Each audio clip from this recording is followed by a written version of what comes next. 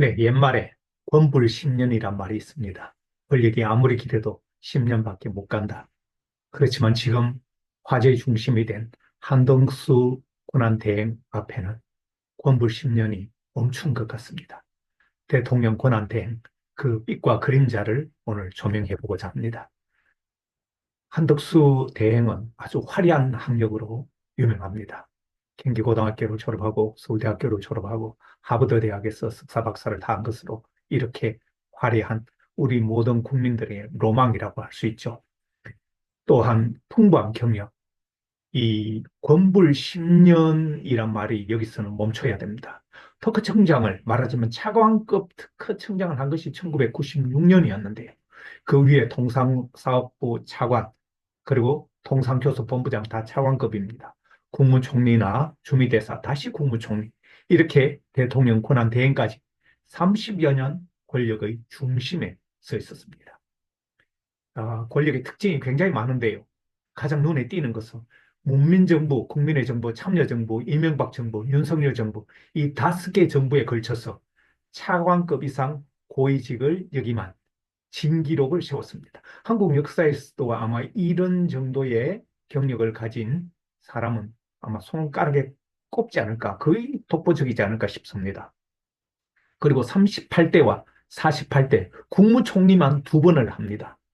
그리고 2023년 해임 건의안이 국회를 통과했고 헌정사상 최초로 국무총리 해임 건의안이 통과됐지만 물론 대통령이 거부했습니다. 그리고 또 국회에서 총리 탄핵안을 올렸습니다만 역시 기각됐습니다. 이런 것도 아주 특별한 주목을 끄는 특징이 아니었나 봅니다. 이렇게 이 권력의 중심에 서는 사람들에게는 나름대로의 장점이 있습니다. 여러 가지 장점이 있는데요. 제가 눈에 띄는 것을 한 세 가지 정도로 추려 보니까 풍부한 경력, 그리고 경험, 그리고 경제통상 전문성이라는 이런 경험들이 이 위정자들의 눈에 띄는 부분입니다. 그리고 관리형 리더십이 눈에 띄고 위기관리 능력이 뛰어나다는 것이죠. 그래서 40여 년 공직 생활이 안정추구형으로서 위기관리가 돋보인다. 그래서 많이 이, 기억하는 것 같고요. 저는 특별히 눈에 띄는 부분은 온화한 성품, 소통 능력, 이런 것은 한덕수가 인간적인 장점으로 조직 내에서 신뢰 구축을 하는데 또 윗사람으로부터 신임을 받는데 큰 역할을 하지 않았을까. 여러분, 이인자의 특성이 온화한 성품, 다른 말로 하면 갈대처럼 잘 눕는다는 것입니다. 자기 주장을 죽이고 권력자의 편을 드는 그런 데 익숙한 사람들이 보면 권력을 오래 가져요. 자, 어떤 평가를 내리든 그런 점이 있다는 것. 또한 논란도 많습니다. 논란의 중심에 선 적이 많은데요.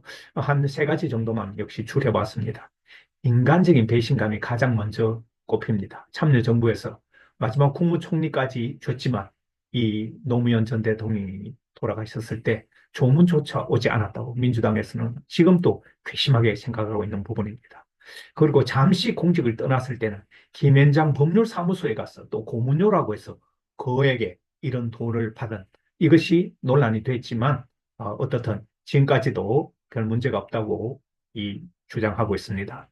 그리고 최근에 들어서는 내란숙의 대응을 하고 있는 것이 아니냐. 거기다가 헌법재판관 임명까지 대통령 권한을 행사해서 더 문제가 됩니다. 앞으로 이것은 과연 한덕수 국무총리가 여기까지 헌법재판 임명까지 할 수 있는지는 아마 법의 심판을 받게 될 것입니다. 자, 대행의 인생 후반전은 어떻게 될까요? 지금 이미 후반전을 하고 있는데요. 정약용 선생이 이런 말을 했습니다. 어떤 일이 있더라도 만사이하에 벼슬에는 천천히 나아가고 빨리 물러나는 것이 바로 보신이다.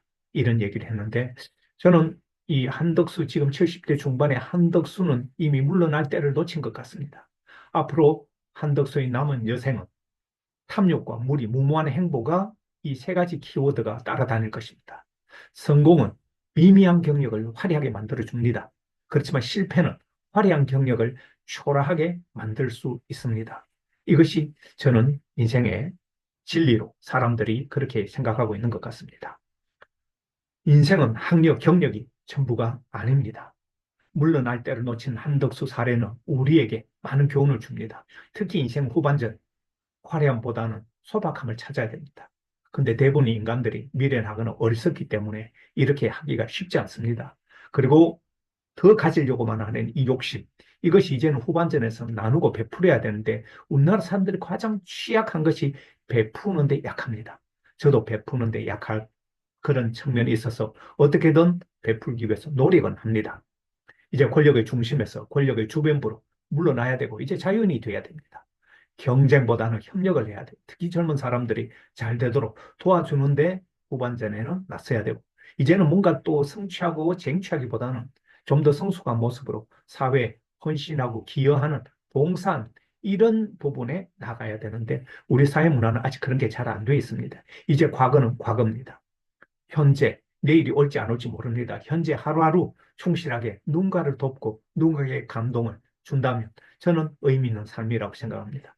제가 이런 유튜브를 하는 것은 누구를 비판하거나 정부를 비난하기 위해서가 아니라 이런 곳에서 우리가 의미를 찾아서 우리 삶의 지표를 좀 더 정확하게 만들어서 나가자는 것입니다. 저는 인생 후반부를 응원합니다. 김창룡의 창 구독자 여러분은 저는 항상 응원하고요. 제가 필요한 것이 있다면 언제든지 무엇이든지 할 용의가 있습니다. 감사합니다.